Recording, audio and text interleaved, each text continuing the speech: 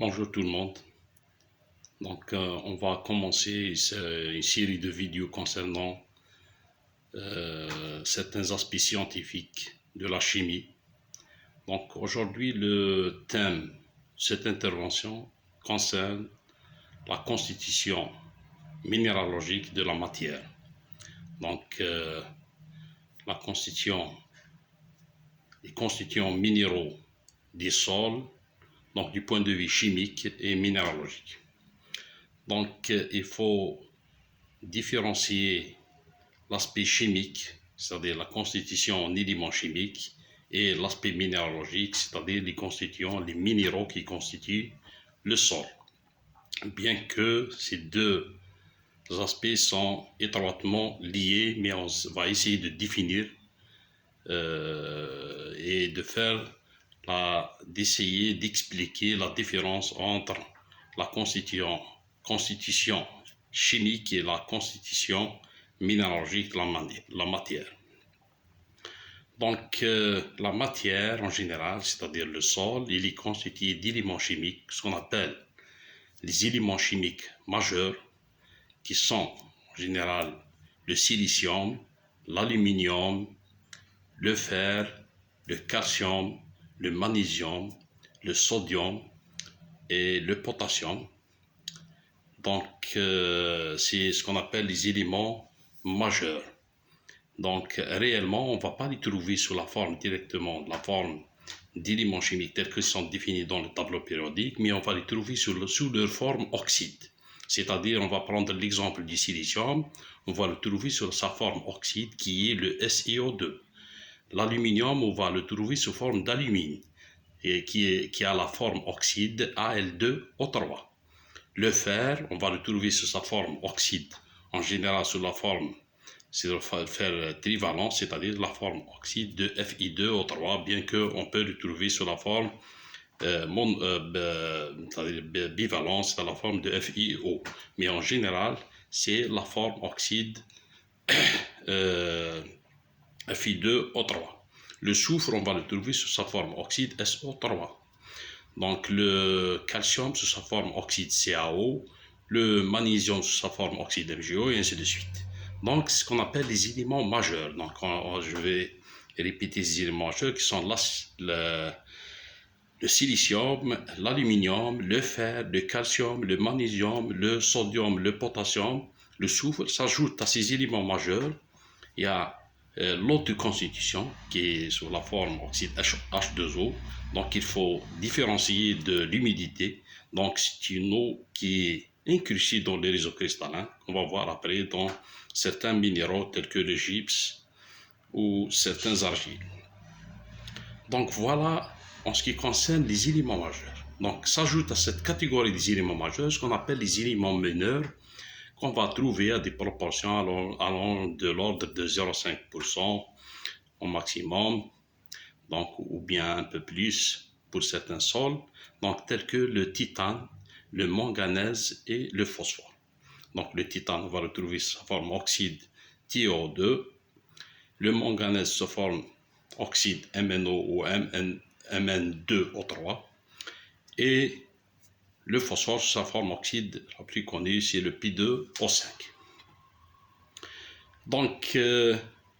On peut rajouter à ces éléments aussi le CO2, qu'on va trouver dans la plupart des minéraux tels que la calcite, et ainsi de suite, à des proportions très importantes. Donc c'est la forme CO2. Donc voilà en général la constitution chimique du sol.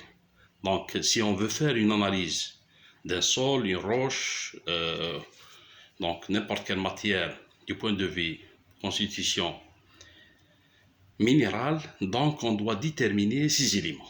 Ils sont de l'ordre de 10.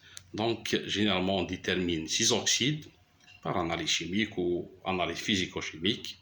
On peut englober 6 éléments majeurs et mineurs et leur rajouter ce qu'on appelle la perte au feu, qui est constituée généralement de CO2 et de l'eau de constitution H2O plus CO2.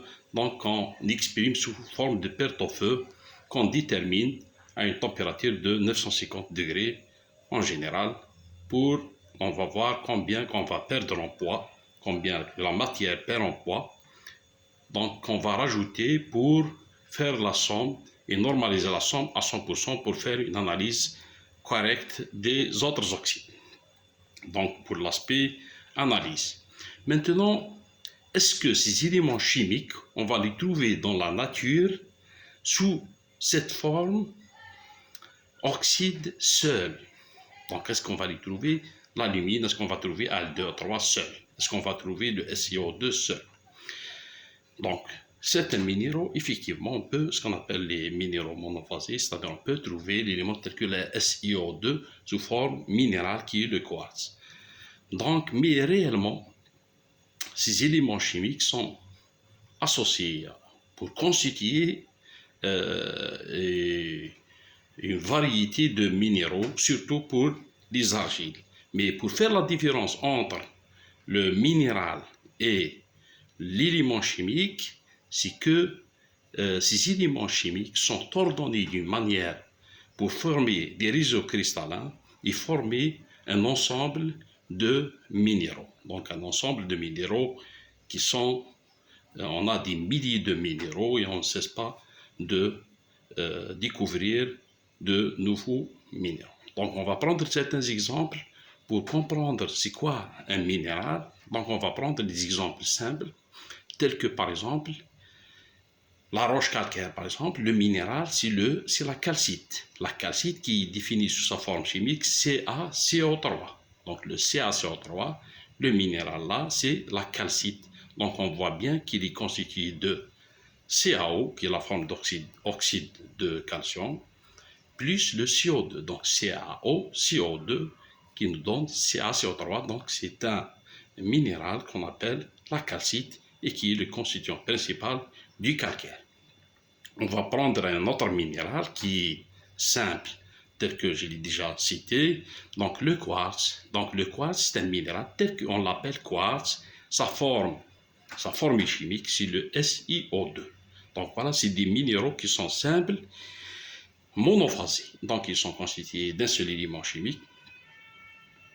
Donc c'est des minéraux très simples. Mais il y a d'autres minéraux qui sont un peu complexes, tels que les minéraux argileux.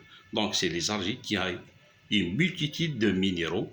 Donc généralement ils sont constitués de ces oxydes. Donc on a SiO2 N fois, Al2O3 N fois, le Fi2O3, donc un autre chiffre, on peut dire par exemple P fois, et ainsi de suite. Donc plus le CaO, le Na2O, donc il peut former une formule chimique qui est composée de ces oxydes qui va nous donner un certain minéral qui a un réseau cristallin bien défini et qui a, c'est-à-dire, il est bien ordonné pour former une formule chimique qui se répète et qui nous donne un minéral bien défini.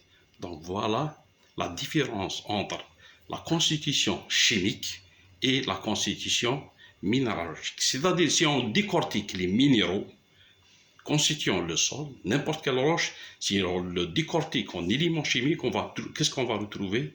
On va retrouver les éléments que j'ai déjà cités, c'est-à-dire le SiO2, le Al2O3, le Fi2O3, le CaO, le MgO, le Na2O, le K2O, le SO3, le CO2, s'ajoute à ça le CO2, le H2O, l'eau de constitution, plus des proportions aussi, le titane, des proportions faibles, le titane, le manganèse, le phosphore, et ainsi de suite. Donc on peut, à ces éléments, s'ajoutent ce qu'on appelle les éléments polymétalliques, qui sont généralement en traces, donc de l'ordre de quelques parties par mille jusqu'à des parties par billion. Donc ces éléments en traces, c'est des éléments généralement polymétalliques, donc tels que le cuivre, le plomb, le zinc et tous les éléments qu'on retrouve dans le tableau périodique. Donc voilà, d'un point de vue général,